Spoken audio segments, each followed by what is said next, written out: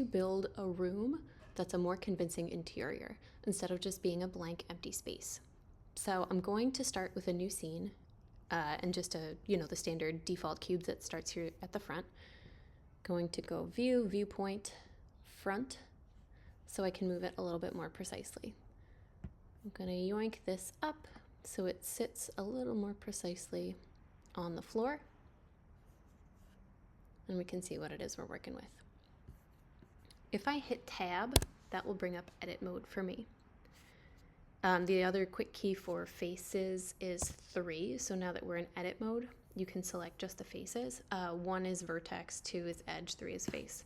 So I hit 3, now I'm in face mode. I'm going to hold shift so I can select these 3 faces. Hit X for the quick key to delete those faces, and now we're working with 2 walls and a floor. You can add in, that third wall. You don't have to delete all 3 of those, but for me, I just like having, a bigger open space to work with. I'm working on my laptop, so I'm just gonna grab the hand to pan in the side, and I'm zooming in there, and we have a little floor space to work with. So from the beginning, I wanna add a little bit of thickness to my walls and to my floor. So if we go over here on the right-hand side, if you hover over it, you can see modifier properties. It looks like a little wrench. And what we're gonna do is add a solidify modifier. So solidify gives us a little bit of thickness, and you can, you can adjust it to how you want. 0.1 makes it pretty thick. That might be a little thicker than I want. Let's see. 0.05 maybe. Let's see how that is. Yeah, that's a little better. But now we can see that the walls have some thickness and the floor has some thickness to it already. It doesn't necessarily matter because we're not rendering the outsides of the walls necessarily, but I like to start here. At this point, I want to start to populate my scene a little bit. I want to make sure I'm in object mode, and then I can go to Shift A. That's Shift A, and we can start to add in really whatever you want. I'm going to start with a plane. This is very large, so I'm going to scale it down and start to make some tiles. So let's make that a little more square. Cool. Again, this can be as precise or not precise as you want. This is still under the other object, so I'm going to lift it. Boop, there you go.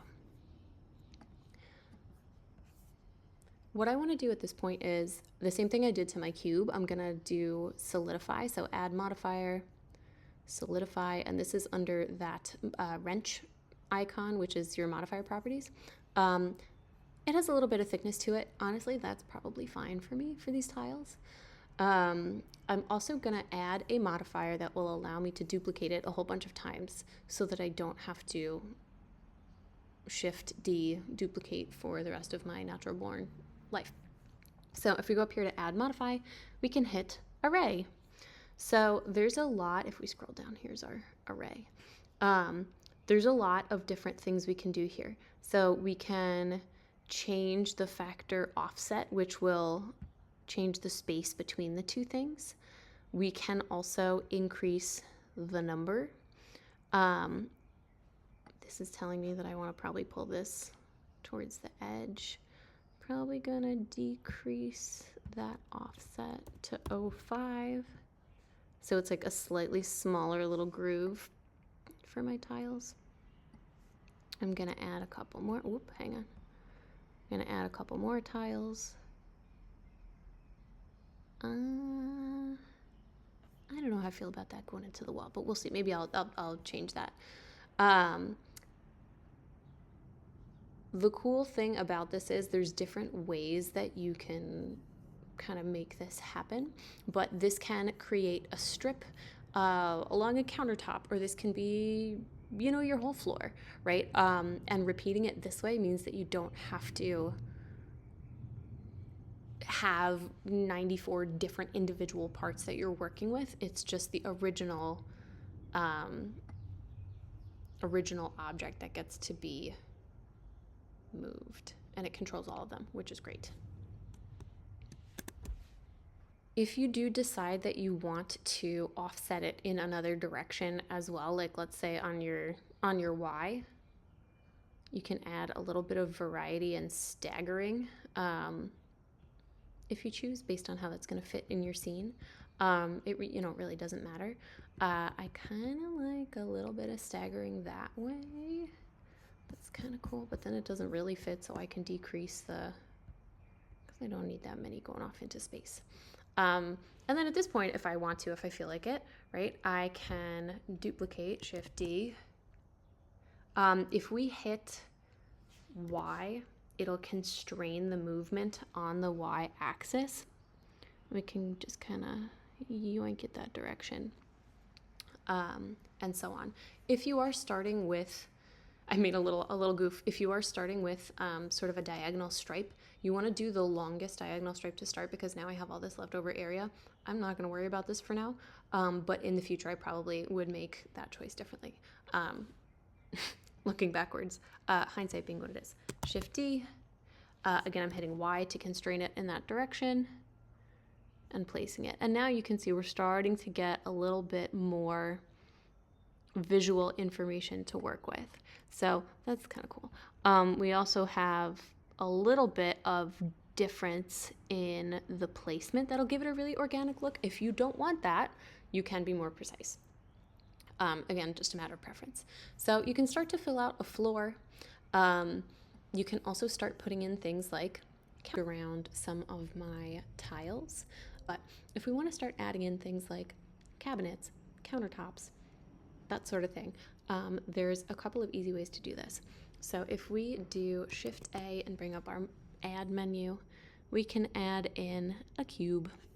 Again, he's going to start giant, but I'm going to just scale it down so that we have something a little bit more manageable. This is just going to be like a little, I don't know, like a little standing counter.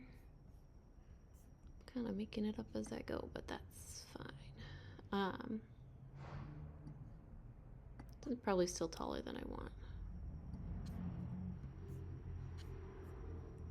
Let's go into edit mode. I'm gonna just move that face down a little bit, and then I don't have to worry about, anything going through the floor. There we go. That's a little bit better in terms of proportion. So there's a couple of different things we can do. I can hit E for extrude that a little bit. I can hit I for inset, and what that's gonna do is give me just a little bit of like a tapered face coming in there. If I hit E for extrude again, I can make a little inset panel, just like that. So the cool thing about this is it gives you a little bit more refined of a shape already. And you don't have to do this with tiles. My tiles are hanging over the edge. I'll fix that later. You don't have to do this with tiles. You can do it with wood pieces or wooden planks, whatever. There's lots of different ways that you can kind of make that work. What I want to do next is start to add extra shapes that are a little bit more refined. Let me explain. And bevel it. What this is going to do is just soften some of those edges a little. Let me show you. So if I hit L, it'll select my entire shape. From here, I can go over to my bevel tool. I'm still in edit mode, so you can see this whole line of options. And this little handle pulls up. If you click and drag on that handle, you can kind of control a little bit. That, whoop, just like that is how I want it.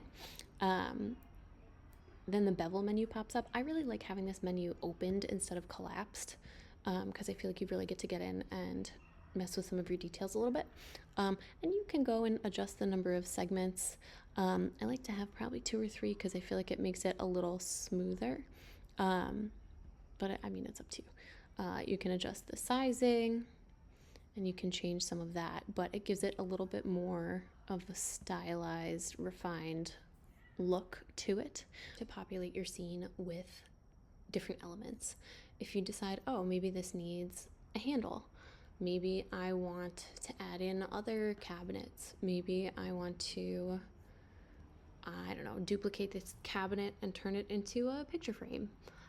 Shift D, I'm hitting Y to constrain it on the Y axis. Oh no, I meant Z. Whoops, Command Z. Shift D, Z. Z is up.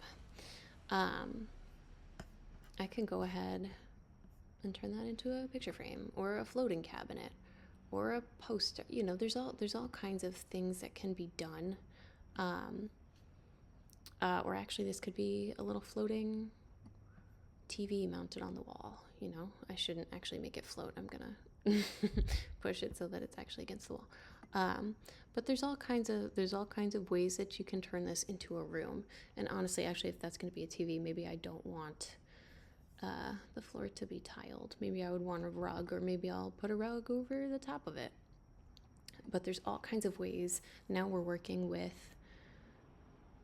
more than one shape. Maybe I'm gonna Shift D, constrain this now on the Y-axis, and maybe I'll turn that into a longer, lower cabinet. I don't know, but there's ways to keep your design consistent, kind of with internal consistency. And push that down so it's sitting on the floor. But you see what we're starting to do in here, and build out the scene and add some visual texture and make it interesting. So the way that you do that with your hard edge furniture is totally up to you. But I do think that refining it with beveled edges and with, you know, just making them a little bit modified from just the classic shape will help you a lot and will give you a lot of information to work with.